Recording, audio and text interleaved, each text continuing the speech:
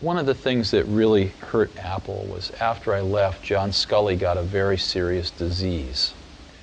And that disease, I've seen other people get it too. It's the disease of thinking that a really great idea is 90% of the work. And that if you just tell all these other people, you know, here's this great idea, then of course they can go off and make it happen. And the problem with that is that there's just a tremendous amount of craftsmanship in between a great idea and a great product. And as you evolve that great idea, it changes and grows. It never comes out like it starts, because you learn a lot more as you get into the subtleties of it. And you also find there's tremendous trade-offs that you have to make. I mean, you know, there are just certain things you can't make electrons do. There are certain things you can't make plastic do or glass do. And as you get into, or factories do, or robots do. And as you get into all these things, designing a product is keeping 5,000 things in your brain, these concepts, and fitting them all together in kind of continuing to push to fit them together in new and different ways to get what you want. And every day you discover something new that is a new problem or a new opportunity to fit these things together a little differently. And it's that process that is the magic. And so we had a lot of great ideas when we started, but what I've always felt that a team of people doing something they really believe in is like when I was a young kid, there was a widowed man that lived up the street, and he was in his 80s. He's a little scary looking, and I got to know him a little bit. I think he might have paid me to mow his lawn or something. And one day he said, "Come on into my garage, I want to show you something." And he pulled out this dusty old rock tumbler. And it was a motor and a coffee can and a little, you know, band between them. And he said, "Come on with me." We went out to the back and we got just some rocks, some regular old ugly rocks. And we put them in the can with a little bit of liquid and a little bit of grit powder. And we closed the can up, and he turned this motor on. He said, "Come back tomorrow." And his can was making a racket as the stones went around. And I came back the next day, and we opened the can, and we took out these amazingly beautiful polished rocks. The same common stones that had gone in through rubbing against each other like this, creating a little bit of friction, creating a little bit of noise, had come out these beautiful polished rocks. And that's always been, in my mind, my metaphor for a team working really hard on something they're passionate about, is that it's through the team, through that group of incredibly talented people, bumping up against each other, having arguments, having fights sometimes, making some noise, and working together, they polish each other. And they polish the ideas, and what comes out are these really beautiful stones. Yeah. So it's hard to explain, and it's certainly not the result of one person. I mean, people like symbols, so I'm the symbol of certain things, but it really was a team effort on the Mac. Now, in my life, I observed something fairly early on at Apple, which I didn't know how to explain it then, but I've thought a lot about it since. Most things in life, the dynamic range between average and the best is at most 2 to 1. Right? Like if you go to New York City and you get an average taxi cab driver versus the best taxi cab driver, you're probably going to get to your destination with the best taxi cab maybe 30% faster. In an automobile, what's the difference between an average and the best? Maybe, I don't know, 20%.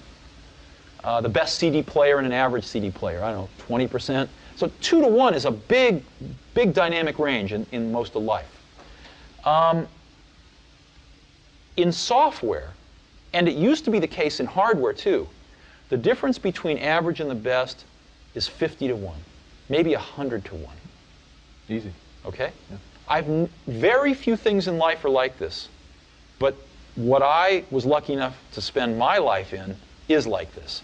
And so I've built a lot of my success off finding these truly gifted people and not settling for B and C players, but really going for the A players. And I found something. I found that when you get enough A players together, when you go through the incredible work to find 5 of these A players, they really like working with each other because they've never had a chance to do that before. And they don't want to work with B and C players, and so it becomes self-policing, and they only want to hire more A players. And so you build up these pockets of A players, and it propagates. And that's what the Mac team was like. They were all A players. And these were extraordinarily talented people. So. But there are also people who now say that they don't have the energy anymore to work for you. Mm-hmm. Sure. Oh, I think if you talk to a lot of people on the Mac team, they will tell you it was the hardest they've ever worked in their life.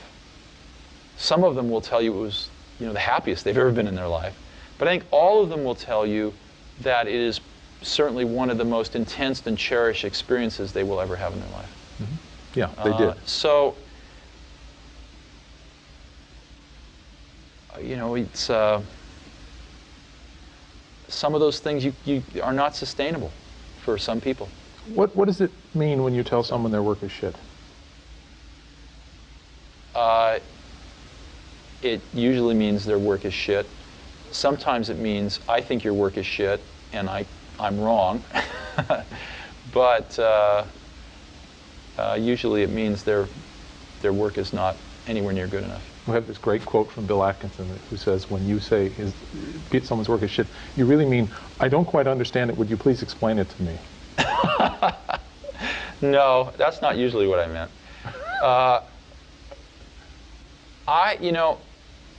When you get really good people, they know they're really good, and you don't have to baby people's egos so much. And what really matters is the work. And everybody knows that. That's all that matters is the work. So people are being counted on to do specific pieces of the puzzle. And the most important thing I think you can do for somebody who's really good and who's really being counted on is to point out to them when their work isn't good enough. And to do it very clearly and to articulate why and to get them back on track. And you need to do that in a way that does not call into question your confidence in their abilities, but leaves not too much room for interpretation that it's the work that they have done for this particular thing is not good enough to support the goal of the team. And that's a hard thing to do.